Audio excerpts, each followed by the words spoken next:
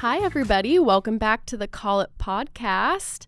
Unfortunately, Jen is not here with us this week, but as you all know, that does usually mean we have a guest, and we do have a guest today, and that is Antonia Kaliher with Everyday Antonia May. Hello. Thank you for having me. Oh my gosh, thank you so much for being here. I already feel such good energy. We've met at the coffee shop before and kind of talked briefly, so this is going to be a killer episode. I'm so excited. Oh, It'll be going to be so good. But Antonia, I want you to tell us a little bit about yourself. This is not an interview podcast episode. Perfect. I want to make that clear. We've had a couple of those, but Antonia brings so much cool knowledge to the table, so I really want to pick her brain. But yeah, tell us about you and your journey to graphic design. Yeah, I grew up in Fergus Falls, Minnesota. I like to tell people it's an hour from Fargo, North Dakota, because most people know where Fargo is. Mm-hmm. And I decided that I wanted to go to UMD. I knew that for sure for college, and I had no idea what I was going to go for. I thought maybe something math or science related, but on my tour, the tour guide asked me what I like to do for fun, and I was like, not math or science. Not here either. No, yeah. I was drawing, painting. I think art is cool. And they're like, oh, you should check out our graphic design program. And I was like, okay. I looked it up, and on the car ride home, I texted all my friends and my boyfriend. I was like, I'm going to school for graphic design. And that's kind of when I decided, and I had no idea all the ins and outs of it, but I figured it out, and here I am. I graduated from UMD in 21, so. Oh my gosh, so recent, but you're pretty callous to the design world now. A couple years out. You've gotten your feet wet, so interesting. Okay, and then we had talked about this before, but do you want to kind of give people a background on how your fine arts kind of played into illustration? Yeah, so at UMD specifically, you can pick either a marketing track with graphic design or studio, and I chose the studio route, which has an emphasis on drawing, painting, any of the fine art classes that you want to take. And I really, really liked those. And I grew up kind of dipping my toe in that area in high school, middle school. My Grammy was a professional artist. And when I was at school for graphic design, I started to figure out kind of how to mix the two worlds. I call it the analog and the digital world kind of coming together. Oh, I love that. Because I felt my strong suit was in drawing and painting, but I also wanted to figure out how to not be so rigid in my design work. Yeah. And I had a professor freshman year teach me how to scan in my hand-drawn drawings into Adobe and vectorize them, add color and whatever, and add it to my digital designs, and that changed the game for me. And I started selling these illustrated greeting cards in my hometown, and that just kind of spiraled into my now illustrative design business called Everyday Antonia May. Yeah. Oh my gosh, you guys, follow her on Instagram. It is Everyday Antonia May on Instagram. Yep. All one thing. She has some of the most playful, colorful, most magical illustrations. Before I even met Antonia, and I don't know if you know this if you've gotten to this episode yet, but Jen and I have talked about you. I haven't gotten there yet. I'm making my way through the podcast. We took a bar class together. And it was before we had even introduced ourselves. And I had come on the podcast either the next day or that night. And I was like, I'm pretty sure I was next to Antonia, and I had seen your work at 190, the coffee shop that you and I love. Jen loves it too. But I was gassing you up on there. Oh my gosh, I'll have to find that one. Yeah, if you're a repeat listener and you already are following Antonia, I'm going to shout it from the rooftops again. Her work is incredible, and you're going to get to know her a little bit more too. She is not Duluth native, but she is living here. She's always looking for work. So if you want anything, please reach out to her. Yeah, that'd be awesome. That's so funny that you say that too, because I knew who you were from kind of seeing you at the coffee shop and stuff. And I started to figure out about Pop and Dot. And I had some people say oh, you should meet Alex. And we were next to each other at the bar class and was like, oh my gosh, I think I know who that is, but I'm too nervous, so I didn't say anything. No, I know. But then we eventually did, and we broke the barrier. We did break the barrier. Yeah. I only had sweaty palms for the first 5 seconds, up till being okay, just say hi, just do it. Because you even told me within that first 30 seconds, you're I've wanted to do the same thing, but I always can mistake in people. Yes. And that's a huge social anxiety thing for me. Yeah, especially when you see them on social media and then you see them in real life, especially a work class and stuff. I'm I'm pretty sure I know who that is, but it's always I would like to say I look 10 million times worse in a workout class than I normally would because I'm half dying all the time and just trying to focus on surviving. Especially a Cassidy class. Oh my gosh, yeah. Move with Cass. Antonia and I actually just attended her Taylor Swift Eras bar event on this last Sunday. So also follow Move with Cass. 12. Yes, yeah. On Instagram. She is so good. She's my favorite instructor She I've got ever me had. into workout classes. I'd never been to one in my life, and I signed up for that first Taylor Swift Eras bar class in like February or something, and I've been going to her classes ever since because they're just so fun, so motivating, so welcoming. It's really the best. And that's kind of how I met you. Yeah, so, exactly. Cool. I knew that you would be a good fit, so I'm happy to have you here. I do want to put in a disclaimer because we always do this. So we say, here's your juicy, loosey, oosey, goosey disclaimer, okay? Antonio and I, we have very different opinions from each other, but I'm sure we agree on a lot, especially as graphic designers.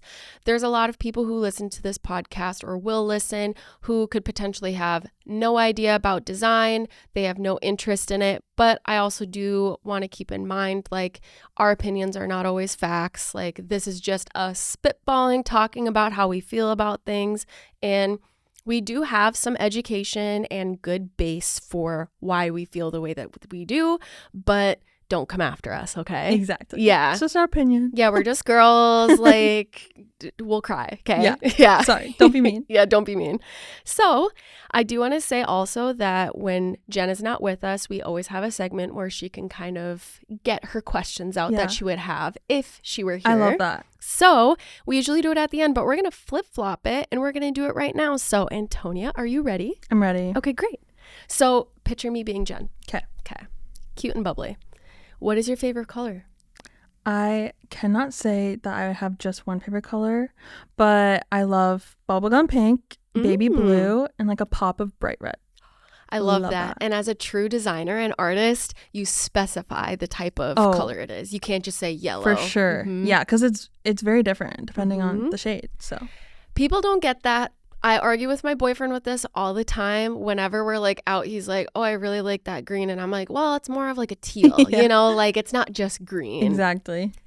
How did you get started in graphic design and what inspired you to pursue your career? And I know you kind of already covered this, but if you want to go in a little bit deeper. I liked that graphic design was a creative career that also seems to be constantly in need and growing in like the world in a lot of different ways. You can go corporate, you can go small business, you can freelance, you can work for a like local company. And I just really liked that it had a lot of different avenues. And it was also something that I didn't know a ton about, and I really wanted to take advantage of my like 4 years at school to like learn something new. So Before you went into graphic design, now this is just backpacking off of that, did you ever see yourself going into another degree or another career path? Yeah, when I was little, I wanted to be a pediatrician, which I don't know why. I could totally see you doing that. Something with kids. Yeah, that was when I was like really little. And then like middle school, high school, I always thought maybe teacher, probably like elementary. But nothing, I had never signed up for another degree or switched my degree or anything. Once I found out about graphic design, I kind of just stuck with it. And I just really liked the program. Like each class I took, I got more and more excited about it. And I love that. Especially with the studio track. That was super fun. So, yeah, I can actually see you having like, you have a really nice temperament and you're really patient, but you're also like so easy to share your knowledge. And oh my gosh, I love that's such a compliment. The few times, like, I mean, the one time that we really got to sit down and talk, that's one thing that Antonia and I kind of agreed on was like, you can never stop educating yourself and learning. So even though I own a business, I always like to preface with my clients and also with other designers, like, I want to learn from you. Even clients who know nothing about design, I feel like they are so unbiased and so unaware of the industry that they bring such a fresh perspective. Kind of like the childlike oblivion Exactly. Like when people say that they're not good drawers, I'm like, perfect. That's great. Because there are people who can repeat, which we'll get into later in this episode. But I want to say that you have the perfect temperament to be a professor, a teacher. Oh my gosh. So if you like ever wanted to do that, that would be really cool. It's kind of like my backup plan in the back of my mind. I mean, that's a killer backup plan. Mine's like cleaning houses. That is so silly. Okay, next question. What are some common challenges you face as a graphic designer, and how do you feel that you overcome them? You and I talked about this when we met a little bit, but I feel like the constant need to be motivated and self-motivated, especially if you're freelance or work for yourself, that is a huge struggle for me. I wouldn't say that I have like the key solution to overcoming it. I just try to give myself grace, do my best, and know that some days I'm going to get 10 times more done than I thought. And other days I just need to let myself take a nap and I'll come back to it tomorrow. And my energy always like ebbs and flows. And just knowing that that happens is like a big thing for me to just accept it and like come back to it later. Yeah. Yeah, that's super helpful. Love that. And I know that even we had talked about briefly, just as women, we go through different phases every month, right? Like with our menstrual cycle. That's been crazy for me to learn about. Like when I'm in my luteal phase, which is right now, I have no energy. I feel like I suck at everything. I'm like, I will never be myself ever again. And then it's over. And like, oh my God, I can do anything I want. I was being so dramatic. You're like, just kidding. Actually, I'm back. I'm okay. But it's crazy to realize like we as women or people who menstruate go through so many cycles in a month, like 4, which is a lot. And that our bodies change constantly and we're like supposed to just always be happy and motivated and productive, and that's just not realistic. The women who can do that, like where you don't really see changes. No, I know. How are you doing it? I wonder if they're just so like, do they put on a good face in front of their coworkers and their loved ones and then go into a deep dark closet afterwards and just like scream into the abyss? I don't get it. I don't either. That's not Let for me know. Yeah, if you've got the secret sauce, please let Antonia and I know. In a world flooded with designs and design inspiration, so Pinterest, Instagram, and others, how do you maintain originality? Or if so, how do you go about using those platforms for inspiration? Something that I feel like I get stuck in is going on these platforms in my like work or designer brain. I feel like that's when I get sucked into comparison and I feel like I'm behind everyone. But if I'm just off the clock and I'm just hopping on Instagram for fun, scrolling through my explore page, especially on my design account, because that's full of just like fun illustrations, cute little sayings and quotes and stuff, I feel like I get so much more inspired because I'm not putting on the pressure to like be inspired, if that makes any sense. Oh, 100%. Yeah. And I feel like trying to have good boundaries with it, even though that is almost impossible today, or it feels like it, but knowing kind of when I need to just shut my phone off and put it away or consume a different type of media, if that's a book or a movie or a TV show or a podcast, and kind of letting myself take a break from the constant like comparison mode. Yeah, that's what gets hard for me. I love the idea of switching a different medium, like just stop doing just visual, stop doing graphic design related things. A lot of the time, and Jen and I talk about this, I had an assignment in college where my design professor was like, you need to go out and you need to look at signage, but you need to look at bad signage and then tell me why. And it was enough inspiration to kind of like take into account and be like, it's only bad, quote unquote, right? Because art is subjective, so is graphic design, even though it does solve a solution. But there are many fixes that you can make to where it's good. So it kind of just like it inspires you and gets the wheels turning. So sometimes you need to go for a walk and just see physical digital assets, I guess, if that makes sense. Yeah, even looking around your actual everyday life, like the cute menu at the coffee shop or actually going into I feel like it's easy to go to a different city and be like, oh, I'm going to go to a museum or something. But kind of consuming those local spots, which I'm not good at always remembering to do that. But there's a lot of stuff around you that you can go to for inspiration. Yeah. It's not just social media. And something about social media too is I feel like Pinterest is one of the platforms that I go on and I don't feel overwhelmed all the time. I don't know. It has the best algorithm. It knows you perfectly, and it has so much less text applied to the imagery, if that makes any sense. Absolutely. Yeah, it's almost kind of like Visco, but for like Tumblr. Tumblr, exactly. It's just simple. Like I don't care what what the caption is No, to it. I also just, don't like, care who it's beautiful attached imagery, to. Mhm. or, oh my gosh, that's a cute mug.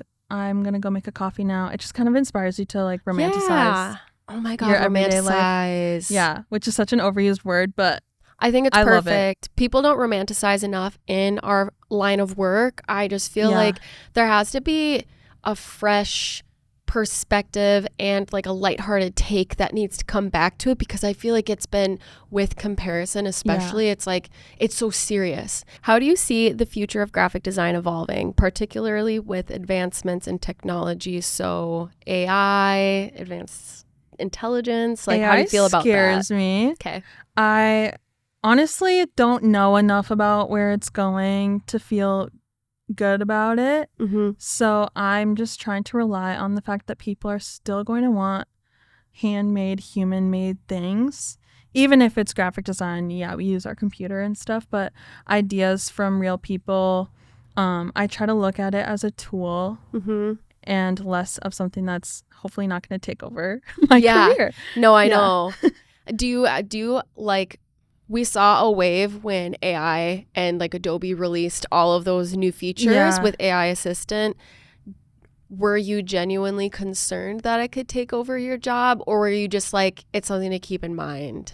I don't know. I get really bad with like the TikTok like rabbit hole of trying to scare you and all that stuff. So I try to look at it as a tool. And honestly, sometimes I go to use it as a tool and it doesn't do that good of a job. Like with some of this generative AI stuff, I'm like, oh, honestly, I'll just go find it on like Unsplash or something. Yeah. But I think I'm trying my best to view it as a tool that hopefully will keep in control. But I just don't know enough about where it's going. What about you? How do you feel about it? I'm not worried by any means. Like you said, I think human touch, I just think that it's trendy right now. Yep. I think everything has been trendy. It's interesting as a graphic designer, because I feel like out of a lot of designers, I am not afraid to share my opinion, but I'm pretty general about it. Like, I am not black or white. I see on a spectrum of things. However, I do feel strongly about certain things. And I've had multiple people be like, I know you're so picky about fonts. And I'm like, listen, I'm not picky about fonts. What I'm picky about is not using fonts like they look like they come from Canva, because everybody has access to them. Actually, what is your opinion on Canva? Like, what do you feel about it? I think it's a good tool for people who don't have a graphic design background or education. It definitely makes things like presentations and some social media assets more accessible to people who also can't afford a graphic designer. But I don't think it replaces graphic designers by any means. And you can also oftentimes tell when it came from Canva versus a completely original design. Yeah. So I'm okay with it, because I mean, it helps people and businesses who need it. And there's always going to be the other business or person who needs a designer. 100%. And like, let's say that you work with a graphic designer and you upload their assets that they created for you to Canva, and you kind of just use it to piecemeal things together. That's really cool. And I don't know if you're aware of this, but we had talked about this on another episode, where my only huge gripe with Canva is that they don't make it clear to their customers and like their client base is that they can't actually legally own anything that they design on there. Yeah. So a lot of people are going there for logo design or for something that they want to be theirs, and it's like, no, like you could get dinged for that. Yeah, that's a bummer too, because it's just another one of those things where the people just don't know. Right, like because they don't have a graphic design background, they're not thinking contracts, they're not thinking copyright infringement, so they're like, why would their brain be there? Exactly. But Canva's obviously not going out of their way to explain that. It seems a little weird, but like you said, it's an awesome piece to have. I wish I would have had it in like high school just for presentations for class or whatever. What did we have? Google Slides. Yeah. That's what I used. I had PowerPoint, like OG, and Word doc. And it's so frustrating to try to make it kind of cute. And like Google Drive used to have these like themes that you would implement, and it did the job. Yeah, absolutely.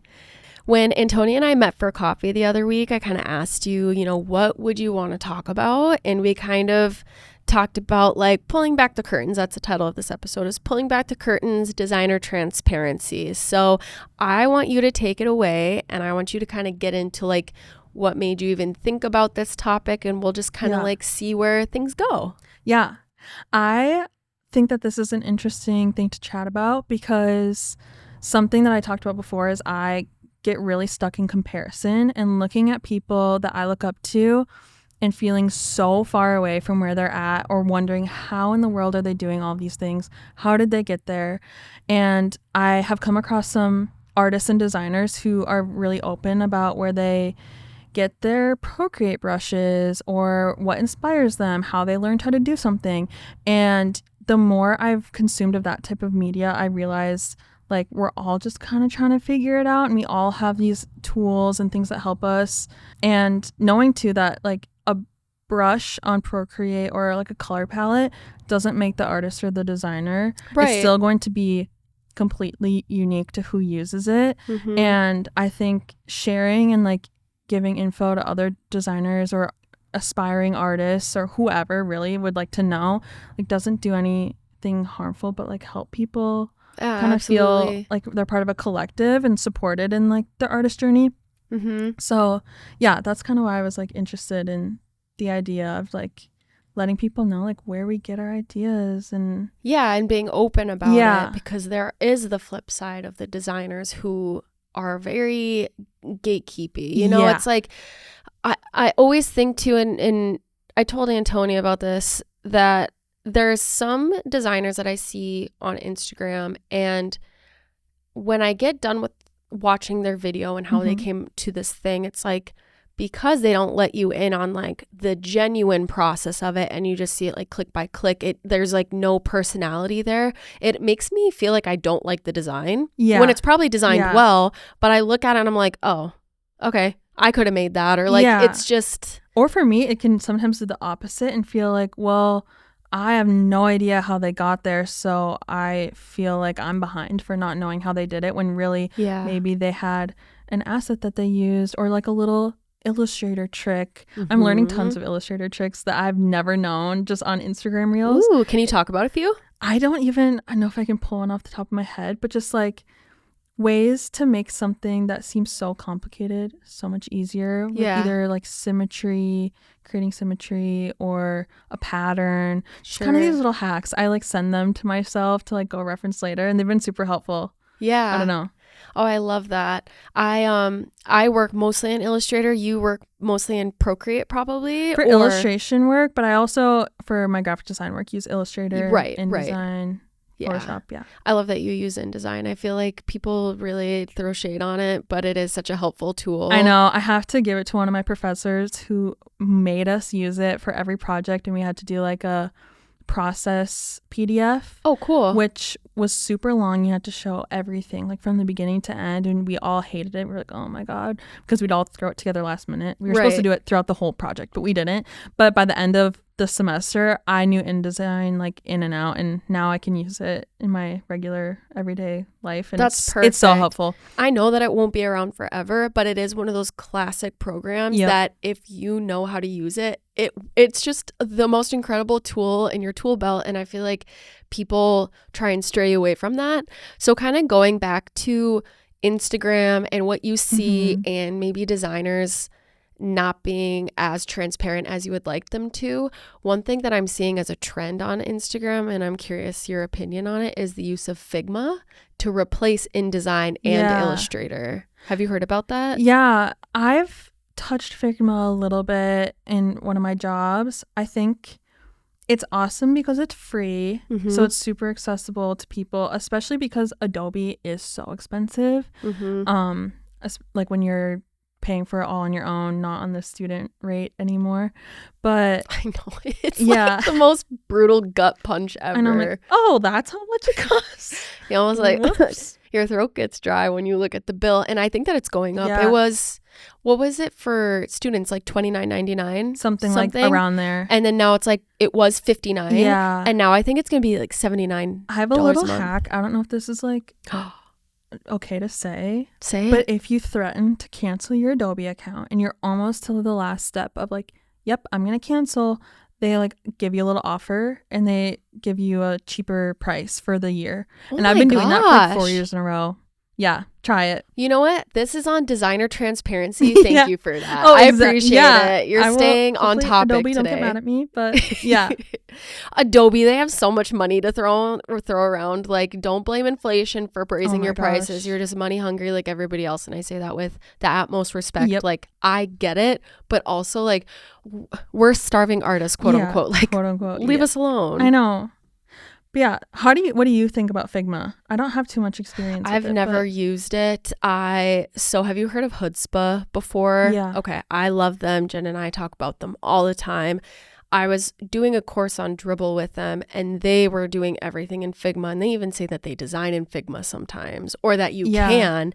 And I am so loyal to Illustrator. I love that program, and I kind of like that it's separate, so then it doesn't get muddy, because I feel like if I can do too many things with one platform, I'm like, it's a lot for my brain to handle, I guess. Yeah. When I worked on it, I did work with a couple other designers, and what's interesting is you can all be on one document live, seeing everyone's updates and stuff, which could get messy, but if you're all working on like a separate piece, but at the same time, it is kind of helpful. Yeah. And something I like about Figma that I've seen so far is there's a lot of designers who are putting their plugins that they've created on there for free, and it's just giving artists more access to things like mock-ups and tools and stuff. But I haven't spent enough time in it to really have I'll like have a to full check it opinion out on it. Because it is a cool tool. I don't want to be like the dinosaur that is so unwilling to change. Well, it's also overwhelming because there's so many applications to learn, and it takes a lot of time to get really comfortable in one or the other. So I was just kind of thinking, when it comes to designer transparency for people who are non-designers and taking in this content or looking at other people's work, what are some red flags that you think that they should look out for when it comes to that? That's a good question. Do you have any off the top of your head? I just think like even just like the vibe, or like if the tone is like too serious, or you know what I'm saying? Like if the way that they're conveying it seems to be really cut and dry, almost like they're following a prescription, like a certain amount of steps. For me, I'm just like, it seems so robotic. I also am a designer. I don't use grids. I use my eye. I think that when you use grids and rely on that so heavily and just aligning things perfectly, it takes away that beautiful, like you can, even if something were to be created exactly the same, and I'm thinking of a logo where it looks like it should be aligned, I feel like even if you were to do something that was perfectly gridded next to something that just has a little bit of imperfection it's like the visual weight thing. I remember in school, one of the best examples they showed us was in the Olympic ring logo, like the 5 rings. I think the yellow one is thicker than all the other ones because the color is lighter, so it needed to be thicker to have the same visual weight. Oh my God. Like blew my mind. Like 19-year-old me was like, oh my God. Well, I'm 28-year-old me is like, oh my God. Yeah, that's cool. like part of the thing though, of like if you followed the rule, it would have looked off versus. And there are some designers who will, and their work to me is like really stale, and that's the stuff that I feel like is flooded on Instagram, but I feel like clients see that and that's what they want.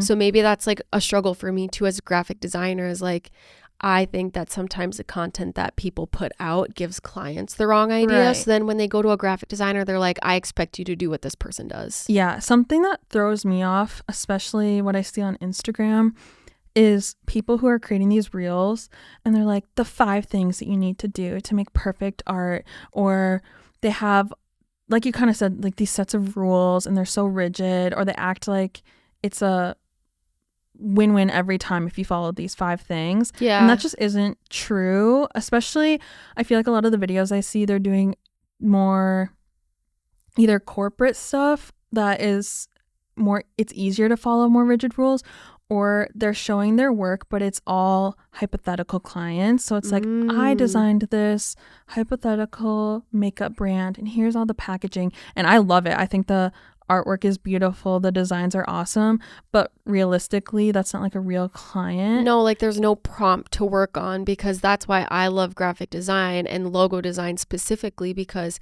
you have a business or an individual coming to you with a problem that needs to be solved graphically. Yeah. And all these constraints that you have to now use your knowledge and intuition to like make something happen with it that they can use too.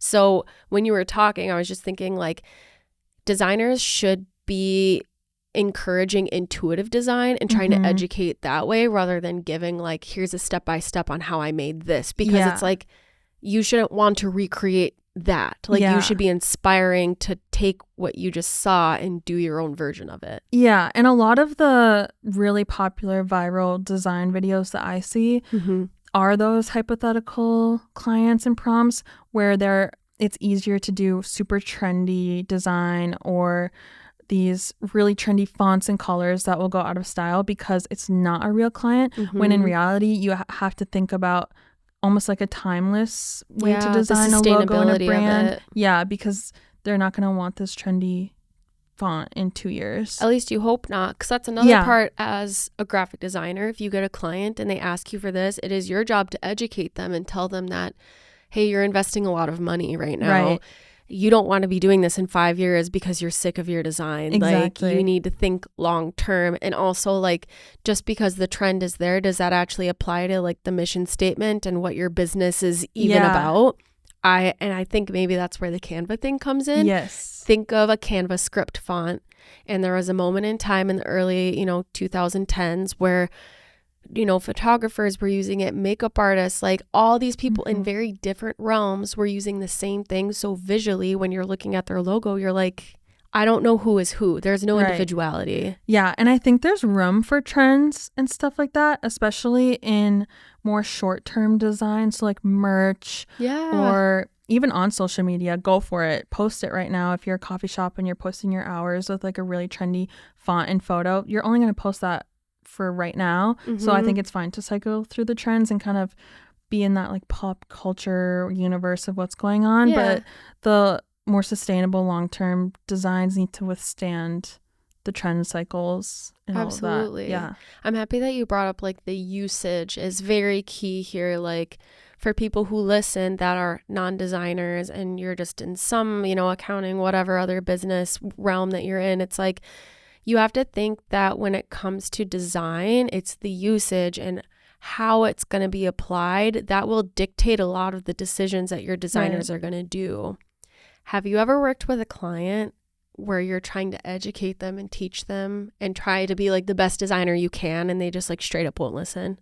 Yes. And you get to a point where you have to decide, am I going to keep fighting my fight and try to get them to realize what I'm trying to say, or do you just give in and do what they're wanting to do? Right. Especially, it depends on the scope too, because if it's a smaller project and that's really what they want and they're going to be the happiest if you just do what they want, I don't know, it's like a moral struggle because I struggle with that too. Like you said, also like the scale of the project.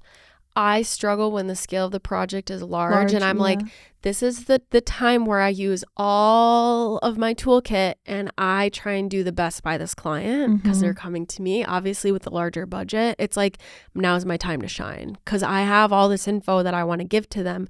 But when those are the stubborn clients that want something that is, it's like not even within their means. It's just like, you can do better than this and you're trying to convince them, but they won't budge. It's just like, that's where I struggle because it's almost like I feel like I'm taking advantage of them because I can almost see the future. Like they're going to be unhappy. Right. And you're getting paid now, but yeah. I know. I don't really have an answer for how to deal with it. I haven't had too many because I tend to work contract. So I'm not always the point person. And in personal jobs that I take on, I really have tried to narrow down my clientele to people that I know will work well together, which is hard to do, but it's helpful for me because I get really stressed out in those situations where I'm like, I don't know what to do. I get that. So when it comes to your direct inspiration, you had written down a couple of different places that you like to access that. Why don't you talk about that a little bit and kind of be transparent about where your inspiration comes from? Yeah, I follow quite a few artists on Instagram, YouTube, some on TikTok, but I found a solid group of people that I keep looking to. And when I compare them and try to figure out why they're the ones that I come back to, I think they are very authentic. They are themselves. They honestly don't play into that many trends, which, I mean, I've dabbled with like the Instagram reel trends and stuff like that. And there's always like, it's good to experiment and see what works for you. But these artists that I follow, they just have their thing going for them. They're pretty honest about how they're feeling about stuff.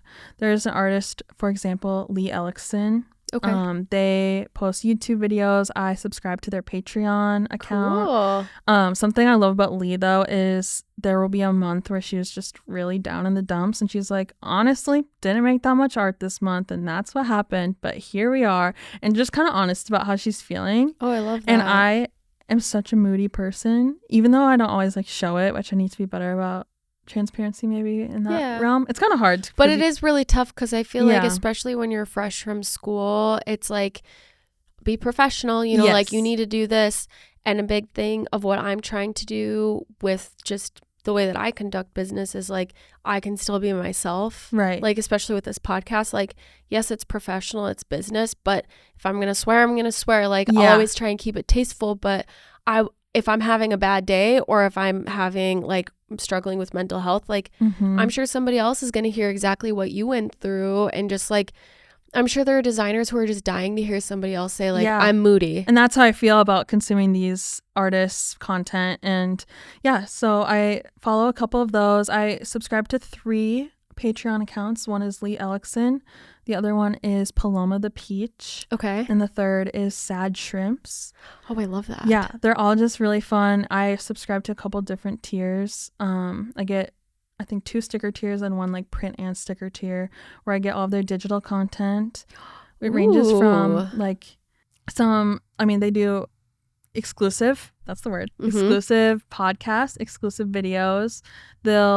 One of them gives their product list and their manufacturer list. Oh, that's Paloma sick. the Peach shares on, if you're subscribed to her Patreon, all of her manufacturers, where she gets her brushes, where she prints, like all of it, which is so helpful. She's and giving nice. You the goods. Yeah. Wow. And that's extreme. I think that's like super generous. But yeah, I love kind of seeing like the behind the scenes.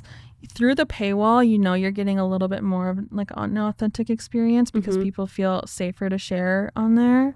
So yeah, artists are always a big inspiration for me. I also love just like pop culture in general, like fun music, movies. Last summer was like Barbie summer, Barbenheimer. And this summer I'm like super into Charli XCX, her new album Brat. I love her. I can't believe that there was such like a long pause of not having her around. Right. I know.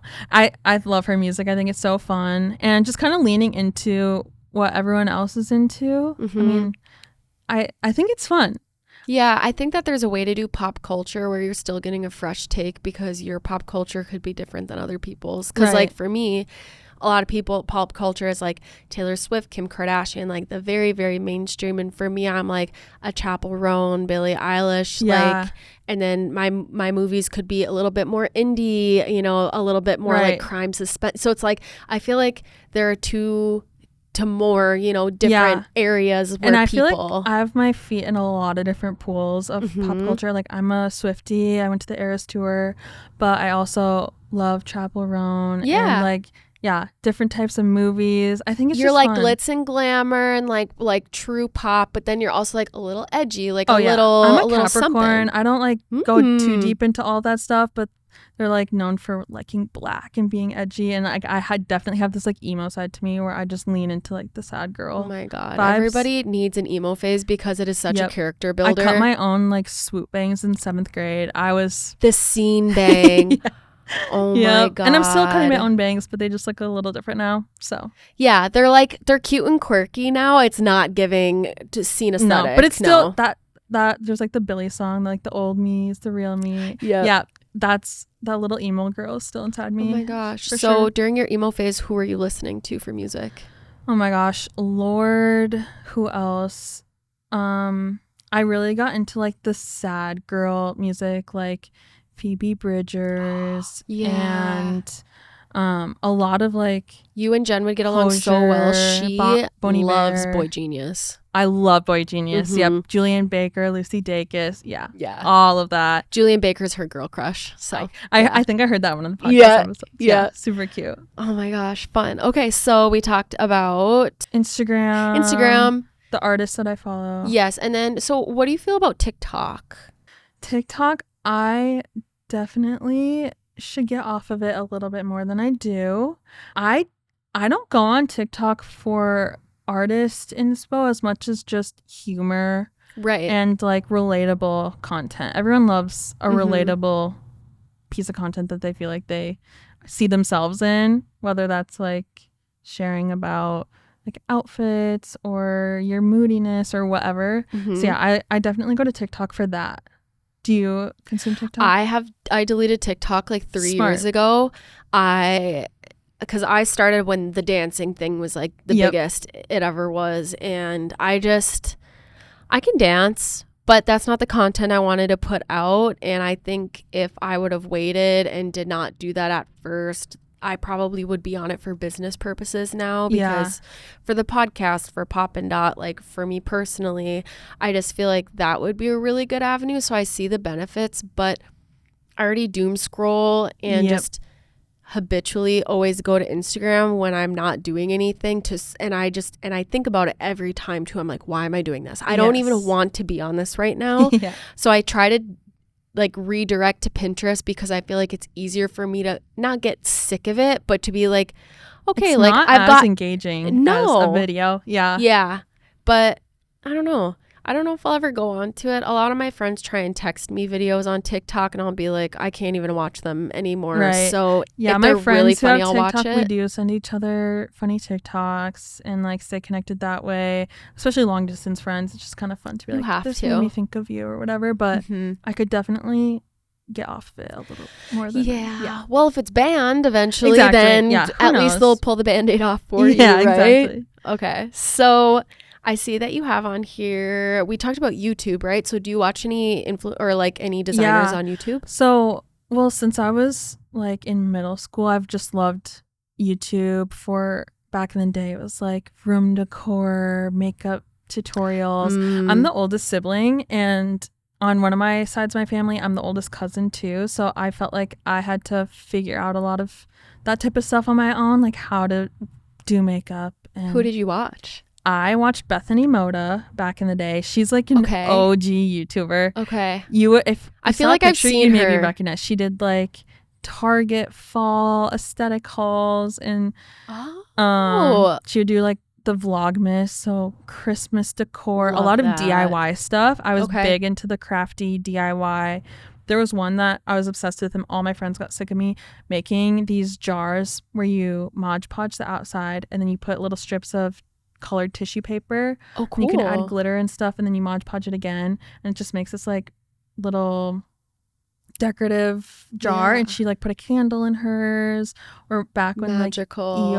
Like EOS chapsticks were like huge, like a jar for my chapstick. Oh my god, those chapsticks are so nostalgic. I just remember everybody being like, did you bring your nipple chapstick today? And you're like, yep, I sure did. Yes, I did. Yeah, I also have watched JC Marie Smith forever. She has a podcast called What We Said.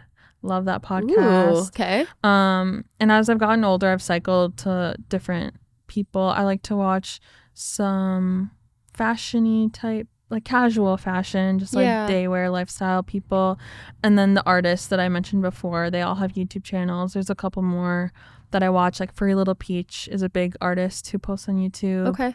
And yeah, I like dabble between like lifestyle content, artist content, just depending on like what I'm in the mood for. Kind of like what you talked about with pop culture, like it all, even though it isn't directly related to design, it goes in the same memory bank, right? Like, so if you're searching for inspiration, you're like, oh, this YouTuber had a really cool backdrop and I noticed this poster they had. I like the font from, it's just like, you never know. And sometimes it's more refreshing to just consume lifestyle content and let it influence your because it's more original. Yeah, because it's not like a static physical design that you took from a designer's page. Like it is original to you and your eyes, and like the process is original, I guess. That's really cool. Okay, so are there any like movies or music specifically, because you brought that up, that you can think of, like the poster or something about the music itself that led to one of your designs, or how you did that? Well, recently I've just made a fun little Charlie XCX lyric post on my Instagram. It's from the song that she remixed with Lorde called Girl So Confusing. Okay. And one of the lyrics is, let's work it out on the remix. And I drew this little cat with like an old CD player that I used to have that I was obsessed with. So sometimes it's like very on the nose with like a lyric and an illustration to go with it. But I think music can just influence the mood you're in. Like sometimes, like I said, the sad girl vibes, I turn on Boy Genius and I'm like, I'm gonna make something that's like soft and chill. And other times I just know that if I listen to sad music, I'll be in a rut for like a week, so I'll turn on just fun like Chappell Roan, Poppy, Lorde, stuff. To kind of like pull you out of the funk a little bit. I couldn't agree more, because sometimes it's like, this isn't what I need, or it's not what I want, but it's what I need, kind of a thing. And sometimes I look to music in movies and TV shows not for like visual actual inspiration, but just the vibes. I love any Lindsay Lohan movie, like Parent Trap. Oh my God, Just My Luck. Have you seen that one? Yeah. Okay, and then Confessions of a Teenage Drama Queen. So good. Freaky Friday, obviously. Yeah, they're coming out with a second. I know, and I'm so freaking excited. Oh my gosh, maybe we'll have to go see it. We should. Yeah. But just like the fun, like girly vibes. Something I used to always try to avoid, especially in middle school and high school when I was so insecure, was like, I'm not a girly girl. Like, I'm sporty. I don't like pink. When in reality, I am a girly girl and I do like pink. Yeah. And I'm trying to lean more into like my true personality. Now that I'm away from all of that, it's like, what's the point? Like, do what you love. You can be both. Exactly. And like, they're almost talking about phases again. Like, you can pull more feminine. Yeah. And then you can be more of a tomboy the other day. Like, exactly. But you can also be like sporty and feminine. Like, this is one thing that I always struggled with. And like, maybe you can touch on this a little bit in a minute. But the way I dress, it's hard to tell this by right now, but I love dressing up. But just during the week, it's more for the utility of the clothes. But when I lived in Minot, North Dakota, it's very conservative there, right? I always said this on campus when I went to college there at Minot State, that all the girls dress the same. It was heavily Canadian. A lot of the women would come down and do like speech pathology or other things that are very Canadian based, but they all had black leggings, black North Face, Ugg boots, like the same gloves. And like when they went out to the bar, it was like skinny jeans, maroon blouse, and like the little kind of like half ankle boot thing. And I'm just like, everybody dresses the same. And I didn't. I dressed baseball hat, full makeup. Awesome.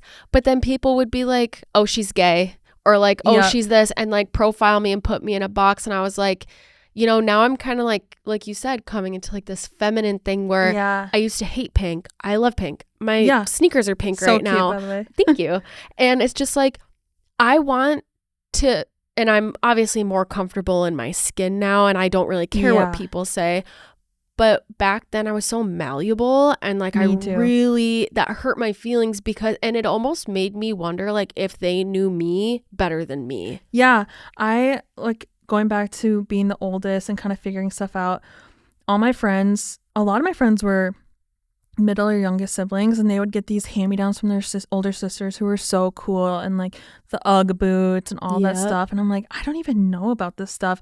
And all of a sudden I was telling my parents, like, I have to get this, I have to wear this to school. And in college too, being on campus and being like an underclassman is a little different, but I was very much into just like trying to fit in. And I feel like Duluth in general is pretty relaxed, and I've started to realize like you can dress however you want and identify however you want, and it doesn't have to align necessarily. Yeah, exactly. I love dressing like a tomboy, like day to day. I feel like I am same, yeah. And I also love dressing up or like throwing in girly colors into my tomboy outfit with like basketball shorts and an oversized t-shirt. Yeah, the Adam Sandler. Yeah, absolutely. It's perfect. And yeah, I feel like it's an interesting thing to play with, especially once you kind of like deconstruct, just knowing like you don't have to do what everyone expects you to do. Yeah, and your look can be confusing. It can say one thing and a complete opposite at the same time, and people that's don't okay. care that much. And if they do, it's like a projection of like what they're going through. Right, which is weird. It's like,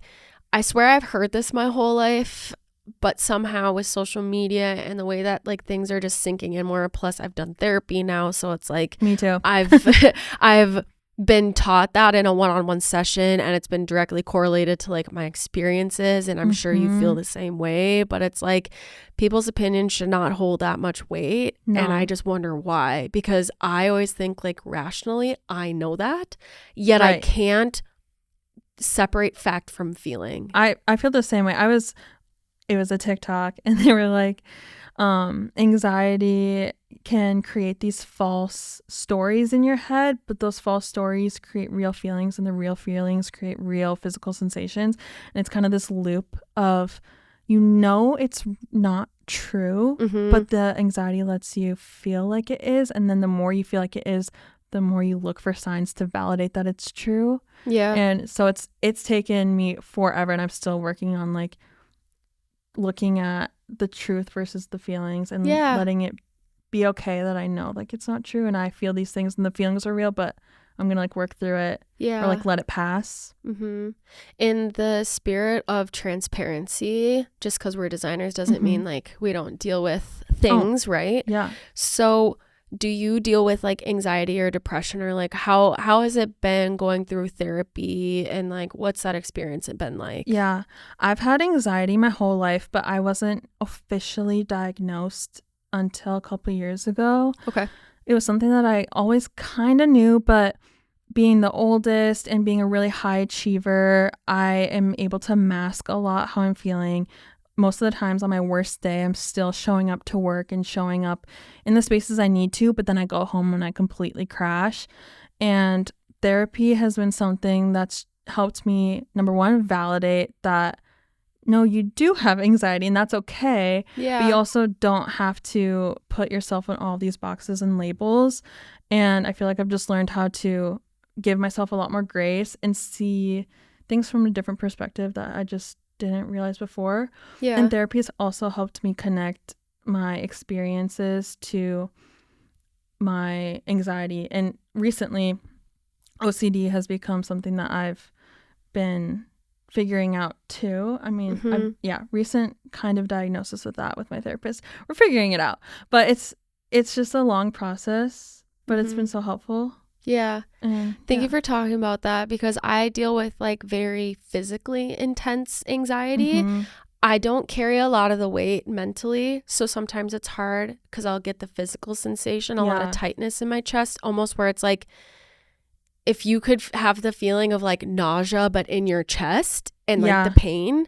That's what I experience, but then I don't have the thoughts that come with it most of the time. Usually it's the feeling, not the emotion. So that's really hard to navigate. And right now I'm taking a break from therapy because it's so damn expensive. Right. And I'm just trying to use the tools that I did have, but it's tough navigating, especially when it comes to work, because you are so invested and involved in your work. It's like, it's important to talk about. So I hope people listen to this and listen to you and they're just like, yep, I can, resonate with that. I think that we need to open the door as designers and say like, it's not just about the work, it's about us as individuals and like how we can help people. Yeah. And in therapy too, you see it shown in movies and TV, and it's like, how are you feeling? And it's so structured and seems so sad. But I love my therapist. I got really lucky and found one I really like. And 90% of the time, it's not like we're talking, okay, let's talk about your anxiety, but it's more so just what I'm going through and how it kind of pops up in different areas of my life, whether it's work or family or just day-to-day stuff. And it's just been super helpful to kind of have this baseline of, I know I get to chat it out and I can always come back to an issue or a topic that if I want to dive in more, or I'm kind of in control where I'm like, I don't want to talk about that this week. Let's talk about something else. And it's just been a super helpful tool for me. I love that. I'll be interested to hear like how it continually goes, because I just think like everybody needs a therapist. I'm not like needs my, it. Like 2 years, and it's changed of like my consistent going every week. Yeah. It like that inspires me to like want to start back up, just because it. And people always say like on the days you don't think you need it because you feel like you don't have anything to talk about, those tend to be some of the best days, because we bury so much, right? Every single day. Like, and we carry it physically, like you said. And there's times when I'm like, I don't even know what is actually going on, but I'm feeling it so intensely. And then you can kind of break it down and see like maybe there is a spot it's coming from, or maybe you just need to find some better coping skills for it. Yeah. Oh, I love that. Thank you for sharing. So bringing it back to design for the end of the episode, my last question or like thing I would love to hear your response on is designer transparency, just in the terms of integrity. Like, what do you think are necessary steps that designers need to take to make sure that if we are borrowing ideas, that we're being smart and respectful about it? And like, what are some things that you've seen that just like really piss you off that other designers have done not following the rules? I think it's important to know that it's okay to copy for practice, as long as you're not using it to like post without crediting, or if you're trying to sell it or anything. But like in middle school, I would draw Phineas and Ferb characters all the time, and that's kind of how I learned just how to draw form and shape and stuff like that. Or I know people love to draw fan art, and when it is fan art, like crediting the source and stuff like that. I also think that I like to remember what I was taught in school as far as like copyright and using fair use elements and tools. But I'm trying to think of like what I see that pisses me off. I don't see a ton of people like copying me or anything like that, but there are times when I can tell when somebody's taken something from another artist that I follow and just tried to like take it for themselves, either like the style or even down to the exact content, if that makes any sense. Like there's like Egg Dudes is one of the really popular Instagram accounts. They do these like hand-drawn colored pencil illustrations with some sort of like saying or quote. And like it's not like they own the quotes or the sayings, but there's people who will like very clearly draw the exact same thing and like try to make it their thing. It's just like, that's their thing. Just credit them. Or there's accounts that will use artist illustrations and not tag them. They're not like taking it as their own, but let's say like a coffee shop finds something that they like on Pinterest and like posts it. Oftentimes artists' work gets ripped off on Pinterest because somebody finds it on Instagram, posts it on Pinterest, then somebody finds it from Pinterest and posts it back on Instagram, and it just like loses the source. So always like there's no way to trace it back to who actually did it. And always just crediting where it came from, and knowing too that if it's your original work, it technically is like copyrighted under your name. It's just people need to honor and respect that. And I think that's another thing too, is if you cannot find the designer, I still feel like it's necessary to point out on your post, this is not mine. That just be like, just honest, exactly what you thought. Like, I can't find them. However, this is not my original work, because it gives off the wrong impression. And also like you said, you haven't experienced that yet, but your work is so good. And I do feel like imitation is a high form of flattery. However, as a designer, it doesn't feel that way. And I just feel like if that were to happen to you, I'm sure you would be like, well, what the heck? Because you have a very niche style that you've worked on, and the way that your life has kind of ebbed and flowed has brought you to this style. So for somebody to just adopt it without having the story behind it is really disappointing. And I can even look back on some of my really old work and see that I was trying to like emulate someone else's style more than my own, but it's also hard when you're so fresh that you don't really have your own style yet. And to that I say sketchbook. There's Lee Elkson, the artist I talked about before.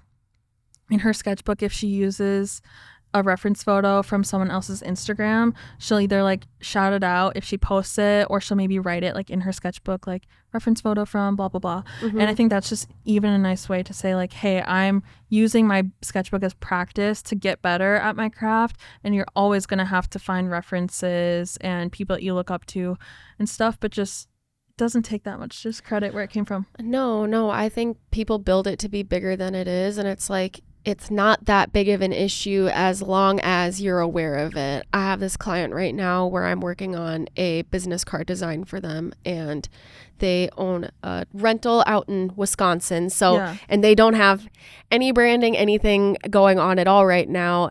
And I can tell with like the nature of the project that they have no idea about, you know, the rights and wrongs of graphic design. Yep. So I did the first version of it, and then they asked me to include the Ham's Beer Bear because it has a really special meaning to them.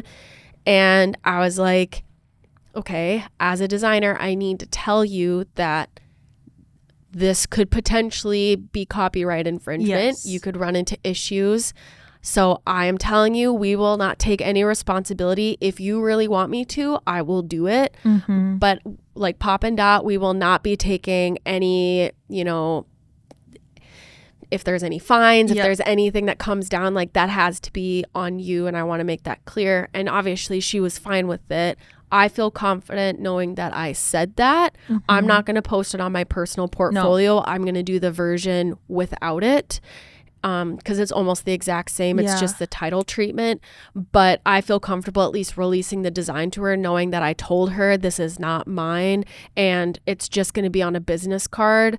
And I'm actually not going to release the design files to her so she can take it and use it somewhere else. So, I mean, it still feels kind of icky to me, but I have to tell myself, like, I'm doing the best that I can within what the client is giving me, because I'm also not trying to piss her off. So and it gets messy too, because I worked at a screen printing place where we made a lot of merch shirt designs and stuff, and people loved to do kind of their take on like the Coors Light logo and just pop culture logos, like the Coca-Cola. People always rip that off, and it's like, is it ripping it off or is it kind of like nodding to them? And I don't really know where like the line is drawn necessarily, but I always like to play on like the safer side of just not doing it. But there's people who definitely push the boundaries a lot more. Merch is such a lucrative portion of design, because I feel like people like Wisconsin, like drink Wisconsinably. I always think about that t-shirt where it's like, and even Minnesota, North Dakota, all these states that use the silhouette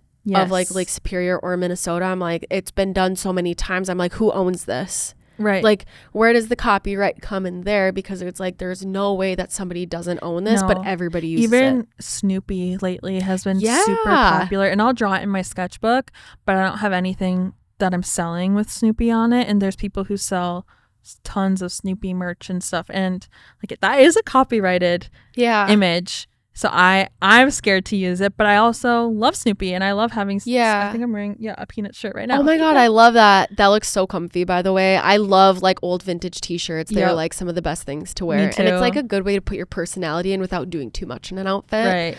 So speaking of copyright, I didn't think about this until now, and I'm sure it's fine, but at the event that we were at this weekend, there was a setup with a ton of Taylor Swift merchandise.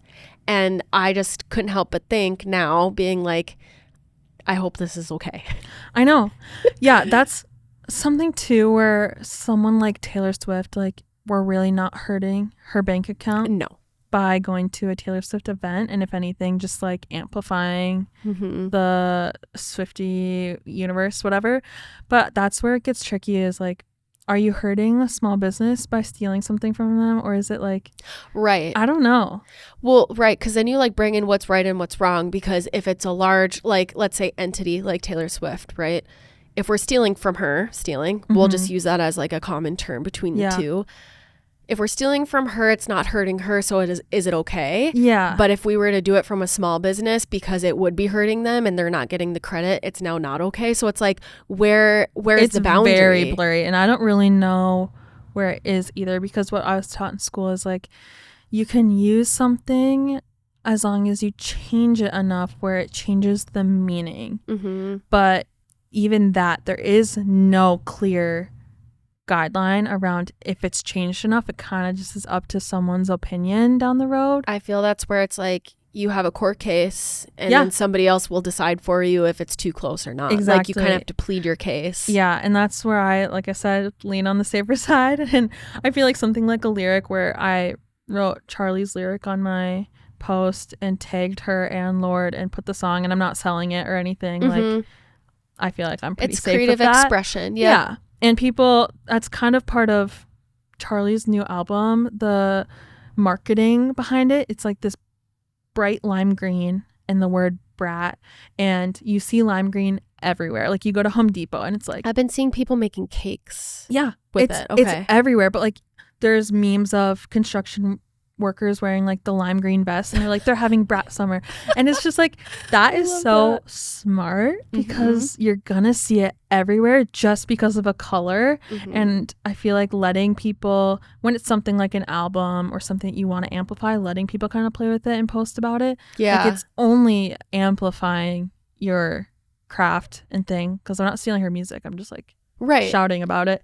So I don't know, it's and I feel like that's what music is supposed to do, inspire you, and it inspired you to not make more music but to almost like take that creative venture and bring it into your own. I was vibing to her album and I was like, oh my gosh, what if there's like a little cat listening to the album on the retro CD player and just stuff like that. So I feel like it's a fine line between like inspiration, copying, I don't really know. I mean, and just like always use your discretion on things, right? Like just do your best. I think there's too many people out there throwing caution to the wind and not caring. You have to care. Like that should take you 90% of the way. There's always going to be a little bit in there where it's like, you know, because we get lazy and just sometimes things are missed, and that's okay. But it's like always just try to do your best. Do your best with what you have, but don't let it like paralyze you to the point where you like can't get anything done either. Exactly, because then it's like then you're just hurting yourself, and you're probably hurting the inspiration source too. So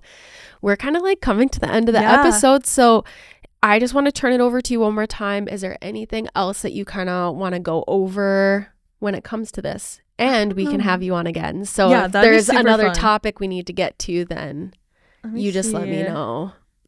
Okay, I'll say one more place that I like to get inspiration from, especially if I'm in a rut.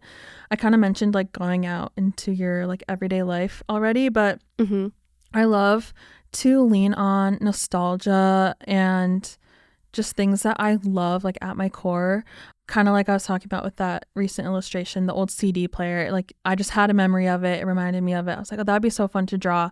Or thinking about my grandparents' house, like there's like a quilt at my Grammy's house that I loved the colors of, and kind of like leaning on stuff like that. Going out to thrift stores, like looking at fun old furniture, old artwork, old home decor. I just think it's fun to kind of look to different sources that you don't always think of as being design inspo. I love that. That's such a good thrift store would be a really good one. I actually wanted to do a series at some point of like designing, and I don't know if it would be a poster. I don't know like what form it would take, but it would be like a 2D illustration basically. But I wanted to do something that was inspired by like old kitchen signage that you would see from your like in this kitchen we dance or whatever, you know, like something that is so trendy and like literal, kitschy, but also nostalgic, because it's like what our moms brought into our house, or my mom had Live Laugh Love in our bathroom, and of course now people like to like laugh at it, but it just reminds me of like being 6 years old, or the old TV shows and movies. My mom watched Friends a lot when I was a kid. I love Friends. I like need to fully watch it. I've seen some here and there, but if I ever see it, it's just like I feel like I'm 4 years old. My mom has it on the TV. Stay off of Friends TikTok until you watch it all the way through, because I did just see something today, like kind of dissecting one of the characters, and I just feel like I know it's been around for so long, so it's kind of like sometimes there's no way to avoid it, but try not to get onto that side of TikTok, because I'm curious to hear like what your actual like what your interpretation of them is. Yeah, I've seen like bits and pieces, but I need to watch it like as an adult and not as like a child. Yeah, but there's gonna be so much that you're like, oh shit. Right. Yeah. And I guess like the last thing I'll say too is just like coming back to like, what makes you feel good, even especially if you are in a rut or in burnout. Like, go get a cup of coffee if that's your thing. Go get a smoothie if that's your thing. Like, go to your favorite thrift store, watch your favorite TV show. Mine is New Girl. Favorite show of all time. I've watched it like 30 times. You give me Jess vibes. That's so why hardcore. I have bangs. Pretty much why. Yeah. I was like, okay, so I'm cutting my bangs immediately. But just coming back to like who you are as a person and what makes you happy as a person, because if you're trying to constantly find it in like what makes other people themselves, you're never gonna be happy. Yeah. I don't think. No. Yeah. And take care of yourself. Like, go to therapy. Yeah. That's okay. And lean into just like the silly things too. Like, I love 100%. I said the Peanuts gang, so like I collect little Snoopy things. Like, silly but like brings me joy. So I'm gonna do it. Or I have a dog and a cat, playing with my pets. Like, just leaning on all of those things. And I'm sure they're like such good company on design days when you're at home too, where you're just like, I'm rotting on the couch and they're just cuddling by me. It's the best thing ever. Oh, I love that you just used rotting. I always say like I have 1 to 2 rot days a week. Like, necessary. I told my husband last night, I'm like, I had a rotting day, and he goes, that's your rotting outfit? It was an Adam Sandler outfit, like literally what I described: the basketball shorts and the oversized t-shirt. Oh, I love that. Well, it's perfect because you need the space, clothing wise, to just sit and lounge in whatever position. Home, there's no way I'm in like regular outdoor clothes. We always say like soft pants. We have to put on soft pants immediately. Yeah, I think my boyfriend and I call it our comfies, but like you will not catch me in a pair of jeans at home. And if I am, like, straight to jail. And on the couch, jail. Ew. That's a criminal offense. Actually. I'm going to sue myself. Well, Antonia, thank you so much for being here today. We'll have you on again. And I think we'll have you and Jen kind of do the next topic so that Jen. Oh my God. She says hi, by the way. Oh, hi. And this, now I can say it on here instead of like off, so she knows that it's proof, because she did make sure that I said that to you. But we'll have you on again. You were such a great guest. And again, everybody, please go follow Everyday Antonia May on Instagram. She might start a YouTube channel. I'm trying. She's trying to. I have my vlog camera with me, actually. We should get a little clip. We should. Yeah, okay, we'll do that. But okay, everybody, we'll see you next week. Jen will be back with us, I believe. So tune in for our next topic. Call it on Instagram. Oh, yeah. What's your Instagram? Call it .podcast. Call it .podcast. Yeah, pretty sure. Jen set that up. She's like super cute. Oh my gosh, thank you. Yeah. It's tough out here, but we're going to make it work. We're trying. We're doing our best. Okay, guys. See you later. Bye.